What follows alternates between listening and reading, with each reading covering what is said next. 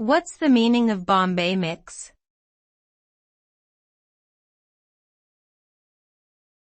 Bombay mix.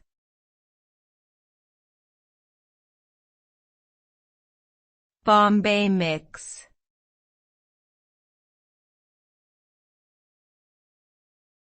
Bombay mix.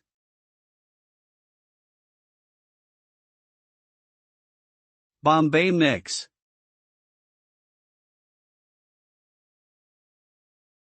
Bombay mix, also known as bhoja or chivda, is a popular Indian snack made from various fried ingredients such as chickpea flour noodles, peanuts, lentils, and spices. The mixture usually includes a combination of sweet, salty, and spicy flavors, providing a complex taste experience for the consumer.